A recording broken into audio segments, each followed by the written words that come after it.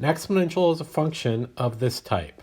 So we have function notation, f of x equals b of x, where b is the element of the reals, and b is strictly greater than 0, and b cannot equal 1.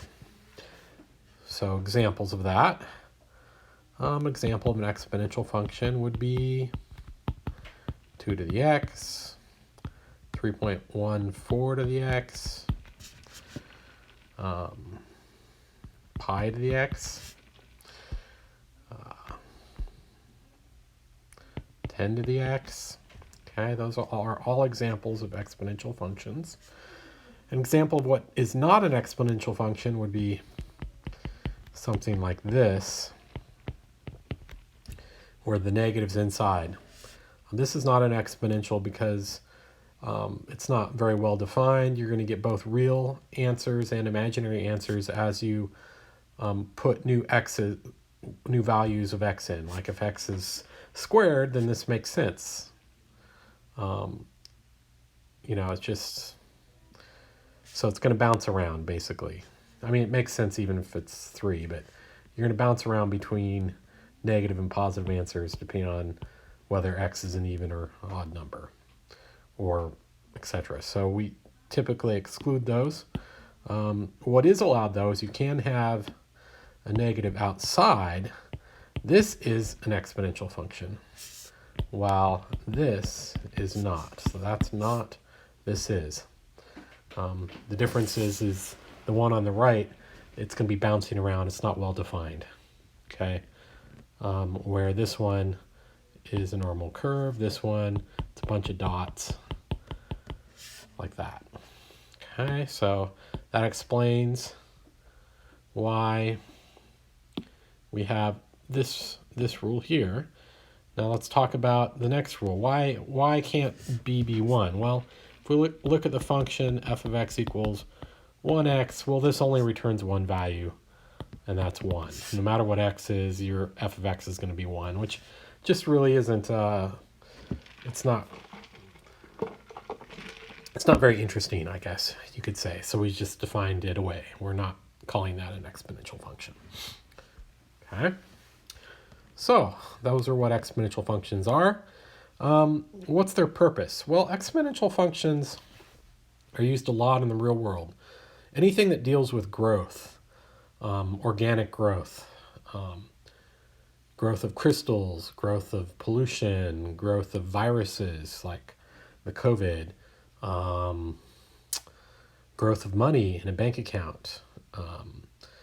They all use exponential functions. Growth of population, they're all exponential. So this is a widely used type of function in the real world. So it's important that we cover it and you get used to it. Okay, so let's do a simple example. We'll start with kind of what's considered the simplest exponential function. Now, I mean, they're all fairly simple, but when they're like this, they can get more complex. But, when it's like this, they're all fairly simple. What you do here is, let's talk about this by graphing it. So in order to graph it, we're going to do what we normally do. We're going to do our t-chart. We're going to have our x values and our f of x values. And we're going to just plug in some numbers. Okay, so we could plug in some negative numbers, -4, -3, -2, -1, 0, 1, 2, 3, 4. I've used integers here, but x can be any real number. It doesn't have to be an integer, but this is just easiest if we're going to graph a representation. Okay, so now we plug it in. So 2 to the -4th, well, that's going to be 2 to the, wait, doing it wrong here. It's going to be 1 over 2 to the 4th, which is 1 over 16.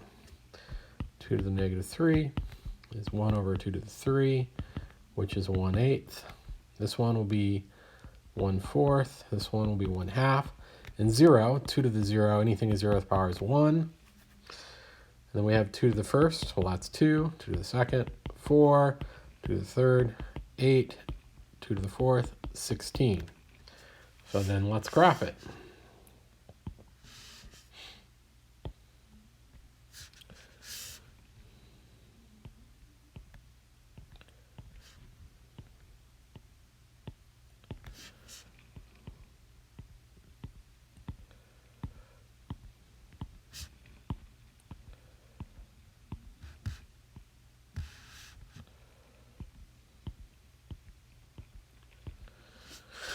All right, so I have all the way up here to 16. Let's make sure I do my counting right. 1, 2, 3, 4, 5, 6, 7, 8. So this is 8, 9, 10, 11, 12, 13, 14, 15. Here's 16. So that'd make this 4, 2, 1. Okay, so we start out here with the -4. Down here at -4, it's 1/16, which is really close to the x-axis, but not touching. Say it's about there. Then we have at -3, it's at 1/8, which is maybe about there, a little bit above the other one. Then we have 1/4, which maybe is about there. And then 1/2, which is about there. And then at 0, it crosses 1. And then at 1, it's at 2. At 2, it's at 4. At 4, at 3, it's at 8. At 4, it's way up here at 16th. So this is kind of what it looks like.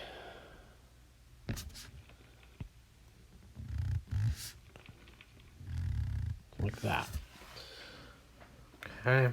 And this is your basic shape of an exponential function. Grows fairly rapidly. It starts out close to the x-axis. And that's one thing we can notice. Exponential functions, when they're like this, there's a couple things that all exponential functions have. Some main characteristics we can get just from looking at this graph is all exponential functions in their standard form, meaning when they're like this. Okay. There's nothing like added over here, no c or anything. Okay, or nothing multiplied out in front over here, like a 2. So this is called standard form when it's in this form. Okay. Some characteristics we can figure out is, first of all, they're all going to go through the point 1. All functions cross at 1 right here in their standard form when you don't translate them, shift them, or move them up, down, to the side, etc. They're all going to cross at 1.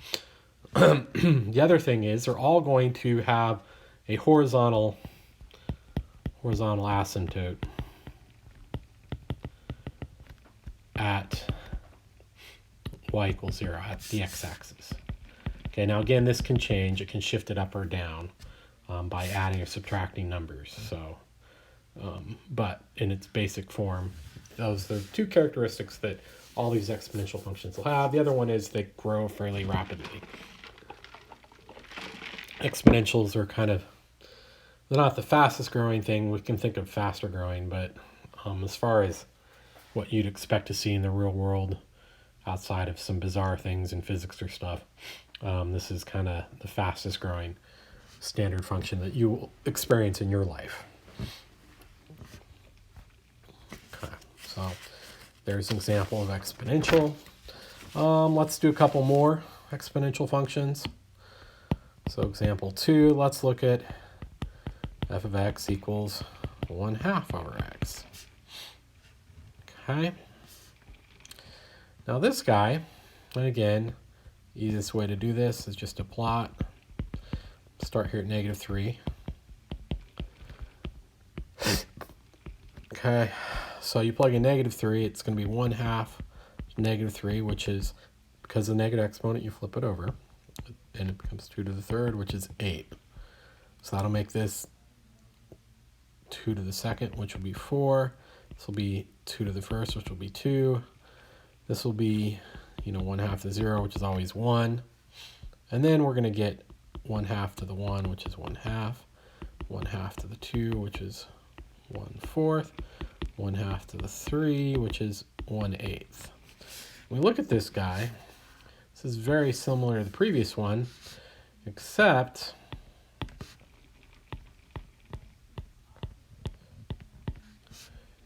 it's going to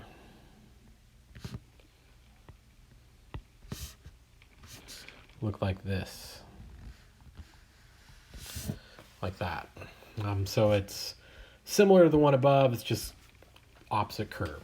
So notice the similarities between the previous one. Here this is a 2 to the x, here it's a 1/2 to the x.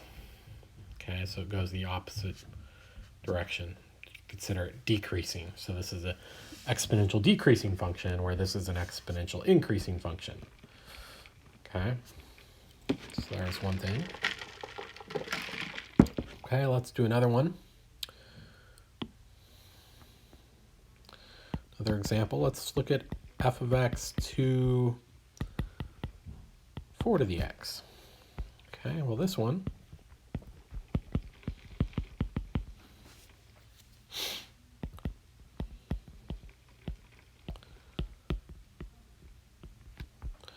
this is 4 to the negative third, which is 1 over 4 to the third, which is 1 over 64th.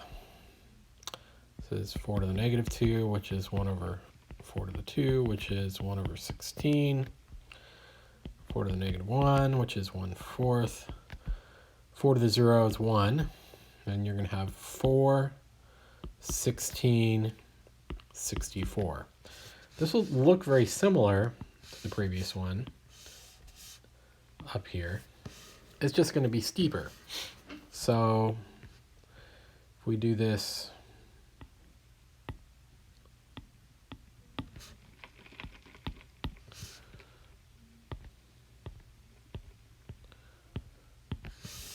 the previous one, so if we were looking at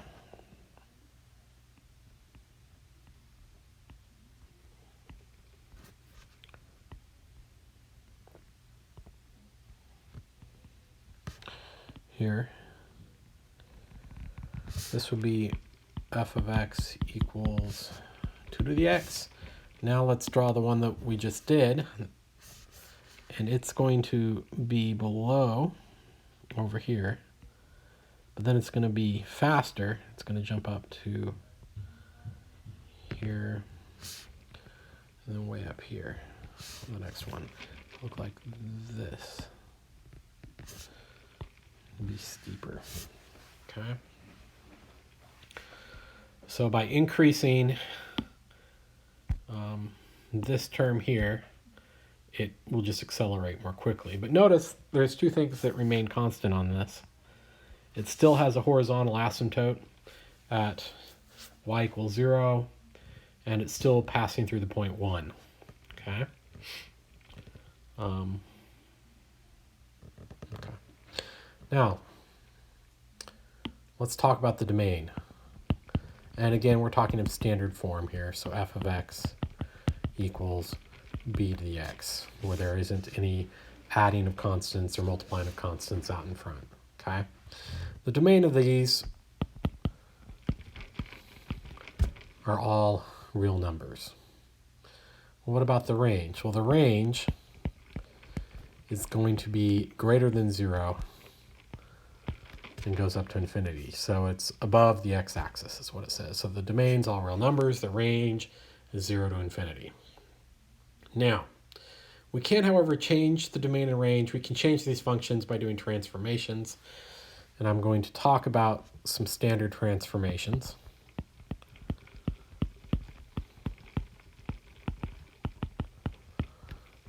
Okay, so we have vertical transformations. Vertical, as discussed before, if you have some function, start with the standard function f of x equals b to the x. If we want to shift it up by, say, c units, what would we do? We'd add c to it. So we get the function g to the x equals bx plus c. So go up by c units, you add a c. If you want to go down, what would you do? You would subtract a c. This is down by c units. Okay, now when you go up or down, you are going to be moving both the horizontal asymptote and this 0.1 that's standard. Okay, it'll move those up or down accordingly by c. Okay, so you won't cross the y-axis at 1. Instead, you'll cross it at here. At this one here, you cross it at c plus 1. Okay, here you cross it at 1 minus c. All right? And the horizontal asymptotes will be at c or negative c, depending. Okay, so those are vertical. What about horizontal? Horizontal translations. Well, with horizontal translations, you're going to do it inside. So just the same way, remember, horizontal, this is a movement to the left, and this will be a movement to the right. Remember doing this a couple weeks ago? It's going to be the same thing. So what? If f of x is b of x, then the f of x plus c movement to the left would equal bx plus c, right? Movement to the right would be b to x minus c. And again, it's a little bit counterintuitive because of the opposite sign effect here. It happens anytime you're moving left or right. Notice to the right, it's a negative. To the left, it's positive. And that's been true since we first covered this. So those are horizontal translations. We have reflections. Oops. Reflections, main ones we'll be talking about are reflections of the x-axis. Okay, you do that by flipping over the x-axis, and that's just going to be by putting a negative out in front. So you'd have a negative f of x. So it'd be negative b to the x, right? It flips it over. So by just having this negative out in front, it flips it. If you want to flip around the y-axis, you can do b to the negative x. Okay, that would be flipped around the y-axis. If you remember from our notes, it's you put the negative inside the function, so you'd end up with that. So this is the y-axis. Okay. For example, if we have the function we started with, right, if we want to flip it over so it looks like this instead, then you would have f of x equals negative 2x. So that's a flip over the x-axis. If you want to flip it so that it looks like this, then that would be 2 to the negative x, which 2 to the negative x is the same thing as 1/2 x, which is what we covered previously because of how the negative exponents work. Okay.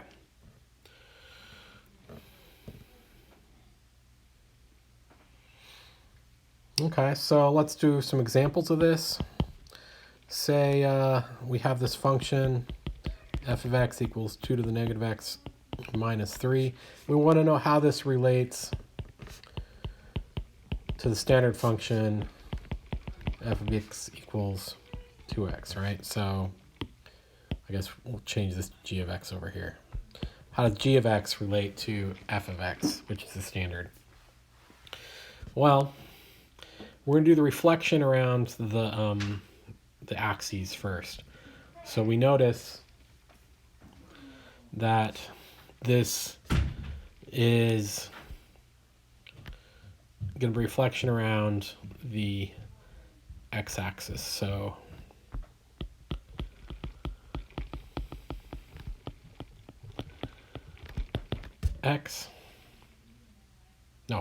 y-axis. Yeah, y-axis, not x-axis. What am I saying? Around the y-axis. All right? So it's reflection around the y-axis because it's this guy here. It's this guy, right? Which is reflection if we look up around the y-axis. Okay? And then after we reflect around the y-axis, we move it down down 3 units. So that's how g of x relates to the standard function. Okay. Let's talk about some other functions. Another function you'll see a lot of is this natural function, natural base e function. We'll call it the natural base. The b's are bases, that's why they're b. So this is your base of e. And e is a never repeating, never ending, real number. It's an irrational, just like pi. And it shows up a lot in nature and a lot of growth problems. I won't explain why. That's really probably beyond your interests. But it really it has to do with, in your book, it'll show you, has to do with this function here and what happens when n goes to infinity. What does this approach? And it approaches e.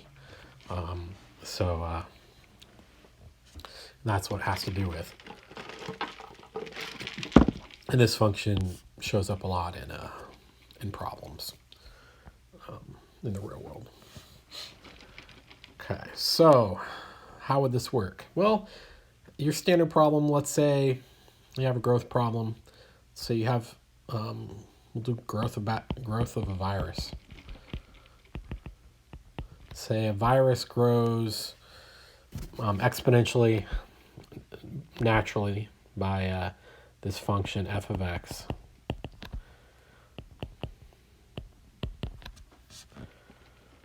Okay, so we have this function, and x is in days. Okay. So we want to know how this virus grows. Well, versus days. So you want to plot it. And what you're going to do with these is often you're going to just do bar charts. I mean, we could do continuous, but since x is in days, and that means it's not a continuous. I mean, you could think of it continuous, but let's just do a bar chart. So we want to figure out how far it grows. Okay, so day at x equals 0 times 0, it's going to be f of x equal 1/2 e to the 0, which is 1/2 times 1. So there's going to be half of a virus, essentially, which I know doesn't make a lot of sense. And a lot of these are just approximation, but just say at day 0, there's essentially no virus that's observable. So that'd be day 1. At day 2,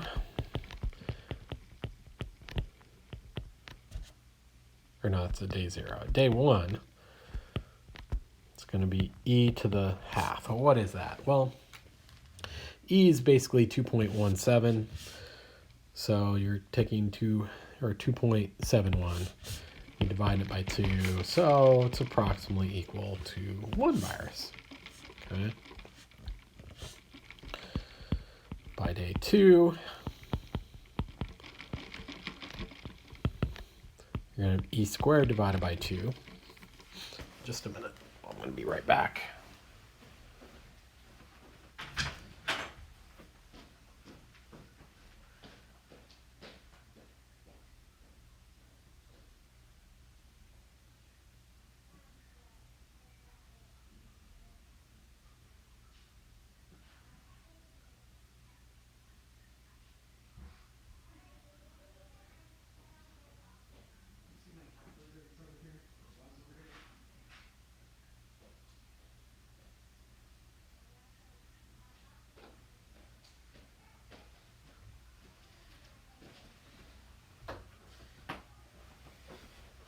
Sorry, guys. I was just checking to see if I had a calculator laying around, which I can't find since we're dealing with this. But this is approximately,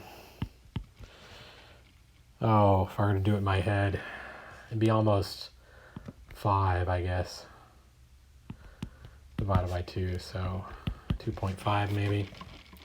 And it's going to keep on growing day 3, etc. Let's figure out what it's going to be day 30, f of 30. So that's going to be e to the 30th over 2. Okay, let's figure out what that is. I'm going to have to go to calculator here on my app. Where is it? I don't have an advanced calculator. Okay, I'll just do approximation 2.71. And we're raising this to 30th power, so you're going to multiply it. Oh, come on. You're not a... There isn't. Okay, next best thing. Go to the internet.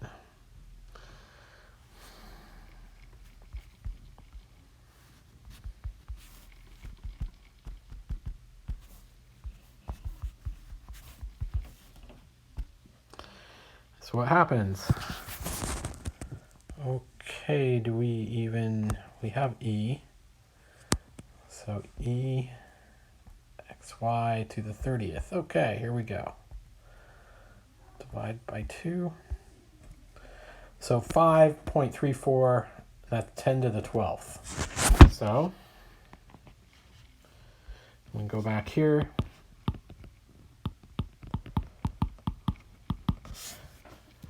And that's a lot. That's basically, 10 to the 12th. So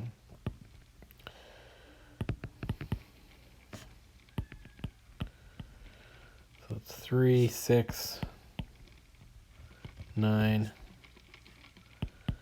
12. So here's thousands, millions, billions, trillions. So in 30 days, there will be 5 trillion viruses basically out there in a human host. So that's how exponential functions work. Sorry about the calculator stuff, just showing you sometimes what you have to do when you don't have one. So this is exactly how they work and what you'd expect, what they'd expect you to do in a problem. Okay, there's one more example that I want to do before we quit, and that is look at money, look at finances. So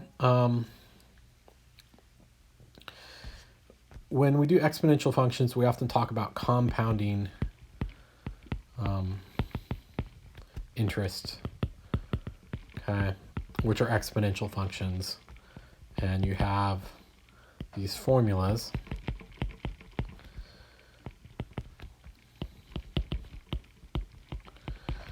Okay. The first one is you take some principal here, P's principal. That's the amount you put in the bank. Here's your interest rate. Here is N is how many times it compounds in a time period. Okay, and T is in years usually. So this is years. So if it compounds monthly, N would be 12. R would be your rate. Okay. That's versus the bottom one. This is continuous compounding. Continuous compounding means it's compounding every millisecond of every day. It's compounding. And so the bottom one will grow faster than the top one given the same interest rate, same principal, and same years. But seldom do you use that in the banking. It's usually the one, if you're saving anything, they might charge you continuous compound, but they're not going to let you earn that. So to do a typical problem, let's say you have a savings account.